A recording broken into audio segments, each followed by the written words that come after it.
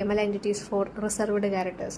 അതായത് നമ്മളുടെ HTML ചില സ്പെഷ്യൽ ക്യാരക്ടേഴ്സ് അല്ലെങ്കിൽ പങ്ക്ച്വേഷൻ മാർക്കുകൾ ഡയറക്റ്റ്ലി നമുക്ക് കൊടുക്കാനായിട്ട് പറ്റില്ല.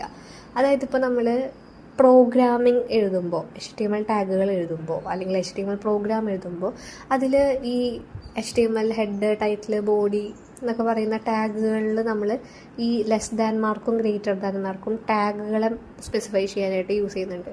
ഇത് നമ്മളുടെ വെബ് പേജിൽ വരുന്നുണ്ടോ? ഇല്ല, വെബ് പേജിൽ നമുക്ക് ഒരിക്കലും അത് കാണാൻ പറ്റില്ല. അപ്പോൾ നമ്മൾ കുറച്ച് പങ്ക്ച്വേഷൻ മാർക്കുകളൊക്കെ നമ്മൾ പ്രോഗ്രാമിൽ യൂസ് ചെയ്യുന്നുണ്ടെങ്കിൽ അത് നമുക്ക് വെബ് പേജിൽ കാണാൻ പറ്റില്ല. പിന്നെ അത്തരം പങ്ക്ച്വേഷൻ മാർക്ക് കൊടുക്കാനും ചില മാർക്കുകൾ നമുക്ക് പ്രോഗ്രാമിൽ ഡയറക്റ്റ്ലി കൊടുക്കാനും പറ്റില്ല. അപ്പോൾ അതിനൊക്കെ വേണ്ടിയിട്ട് നമുക്ക് കുറച്ച് എൻറ്റിറ്റീസ് യൂസ് ചെയ്യേണ്ടതായിട്ട് വരാറുണ്ട്. അപ്പോൾ ഇപ്പോൾ നമ്മൾ പറഞ്ഞ ഫോണ്ടിൻ്റെ ആ ഒരു പ്രോഗ്രാമിൽ കണ്ടിട്ടുള്ള AMPOS എന്ന് പറയുന്ന ആ ഒരു എൻറ്റിറ്റി സിംഗിൾ കൊട്ടേഷൻ മാർക്ക് കൊടുക്കാനായിട്ട് യൂസ് ചെയ്യുന്ന ഒരു എൻറ്റിറ്റിയാണ്. ഇപ്പോൾ ഒരു സിംഗിൾ കൊട്ടേഷൻ മാർക്ക് നമ്മുടെ വെബ് പേജിൽ വരണം എന്നുണ്ടെങ്കിൽ ഈ ഒരു പെർട്ടിക്കുലർ എൻറ്റിറ്റി യൂസ് ചെയ്താൽ മതി, ആ ഒരു സ്പെസിഫിക് സ്ഥലത്ത്. അപ്പോൾ ആ ഒരു കൊട്ടേഷൻ മാർക്ക് അവിടെ വരും. ഈ ഒരു ബോക്സിൽ തന്നിട്ടുണ്ട്, ടേബിൾ 4.6 തന്നിട്ടുണ്ട്. $BSP കൊടുത്തു കഴിഞ്ഞാൽ സ്പേസ് വരും, അവിടെ ബ്ലാങ്ക് സ്പേസ് വരും. അതിന് വേണ്ടിയിട്ട് നമുക്ക് എത്രത്തോളം ബ്ലാങ്ക് സ്പേസ് വരണോ അത്രത്തോളം നമുക്ക് $BSP കൊടുക്കാം. അതുപോലെ കോട്ട് എന്ന് പറഞ്ഞിട്ട് കൊടുക്കുകയാണെങ്കിൽ ഡബിൾ കൊട്ടേഷൻ മാർക്ക് കാണിക്കും. APOS കൊടുത്താൽ സിംഗിൾ കൊട്ടേഷൻ മാർക്ക് കാണിക്കും. അതുപോലെ AMP കൊടുത്താൽ മാർക്ക് കാണിക്കും അവിടെ. അതുപോലെ ലെസ് ദാനും ഗ്രേറ്റർ ദാനും സിമ്പലുകൾ നമ്മൾ ടാഗുകളെ കാണിക്കാനാണ് യൂസ് ചെയ്യാറ്. അതൊരിക്കലും നമ്മുടെ വെബ് പേജിൽ കാണാൻ പറ്റില്ല.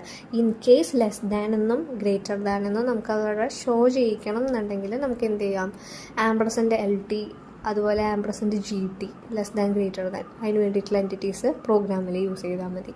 അതുപോലെ കോപ്പി റൈറ്റിൻ്റെ ക്യാരക്ടർ വരാണെങ്കിൽ കോപ്പി യൂസ് ചെയ്താൽ കോപ്പി റൈറ്റിൻ്റെ ആ ഒരു സിമ്പൽ വരും. അതുപോലെ ട്രേഡ് മാർക്കിൻ്റെ സിമ്പൽ വരാൻ ട്രേഡ് കൊടുത്താൽ മതി. രജിസ്റ്റേർഡ് സിമ്പിളായിട്ടുള്ള ആ ഒരു സിമ്പിൾ വരാണെങ്കിൽ REG കൊടുത്താൽ മതി. അപ്പോൾ ഇത്തരത്തിലുള്ള എൻറ്റിറ്റീസ് യൂസ് ചെയ്താൽ നമുക്ക് സ്പെസിഫിക് ആ ഒരു പങ്ക്ച്വേഷൻ മാർക്കുകൾ നമ്മളുടെ വെബ് പേജിൽ ആഡ് ചെയ്യാനായിട്ട് പറ്റും.